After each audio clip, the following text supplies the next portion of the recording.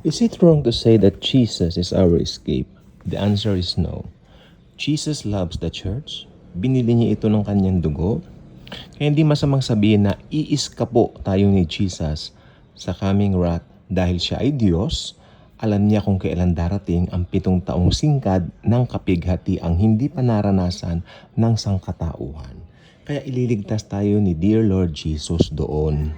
Ngayon, ang mga Kristiyano sa panahon po natin ngayon, actually natutuwa po ako sa reaksyon ng mga mananampalatayang kagaya natin. Dahil alam niyo ito po yung time na nakikita kong they are really longing to be with Jesus.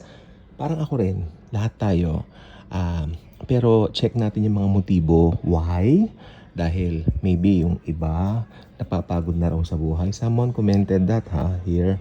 Sabi niya, Pastor, pagod na po ako sa buhay.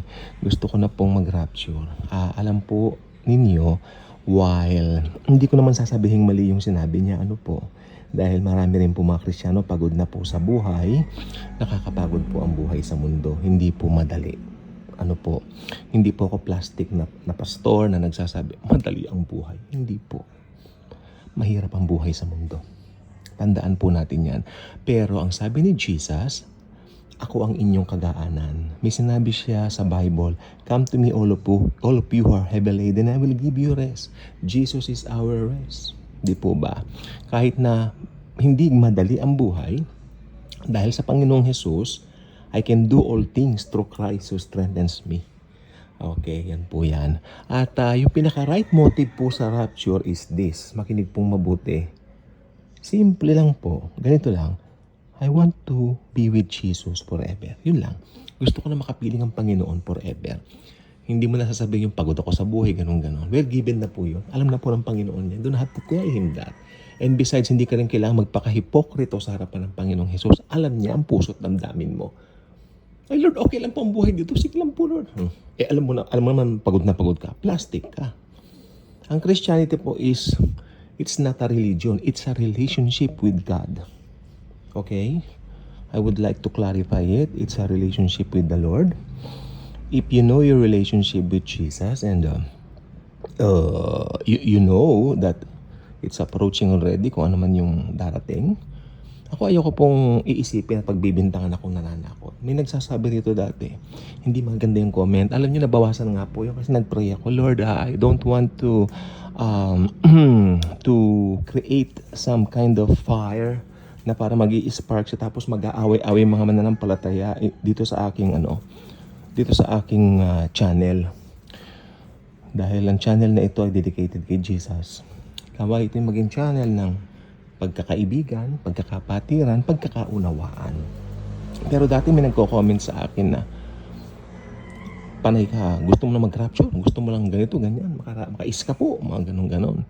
Makasarili, selfish, sinabihan pa ko ng selfish dito. Actually, may nagsabi pa sa akin ito lang pong 2 days ago, bakit daw ako nagfo-focus sa rapture? Well, bakit ikaw ayaw mo? Tanungin kita kapatid, no? I forgot the name. Ba't ayaw mo mag-focus sa rapture? Saan mo gusto mag-focus sa mundo?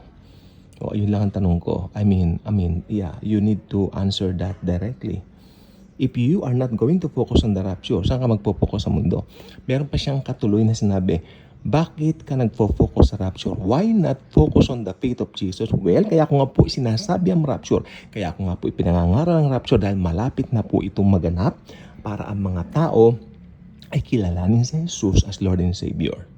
Ang dami pong nangyayari. Si Donald Trump, binasa niya ang 2 Corinthians. I think hindi ako nagkakamali, chapter 7 verses 11 to 12. No? Ito po ay may kaugnayan po sa Third Temple. Kasi yung binasa po niya, may kaugnayan po yun nung si Solomon, ginawa po ni Solomon yung unang templo. Pagkaganda-gandang templo, yung si Solomon. Ngayon, binasa po ni Donald Trump. Nung una, hindi napansin ng iba, oh good, he reads it.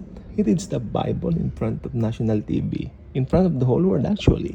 Hindi na po uso ang TV ngayon. Ang uso ngayon po, na tayo Ba't uso pa ba ang television? Hindi na, ang uso ngayon. YouTube. Ang uso ngayon, platforms na. Diba?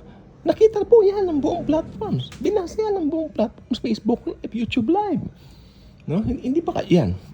Ba't ako magpo-focus sa rapture? Why not? Marami tayong escalating na mga nangyayari. Nandiyan din po si Pope Leo. And to think, pareho po silang Amerikano. Pareho silang Americans. First time na naging Pope ay Amerikano. Hindi ba kayo nag-aano niyan? At maraming nagsasabi, yung pinaka-last Pope daw ay si Peter the Roman. No? Iblinag ko na po yan. Ang dami pong escalating prophecies.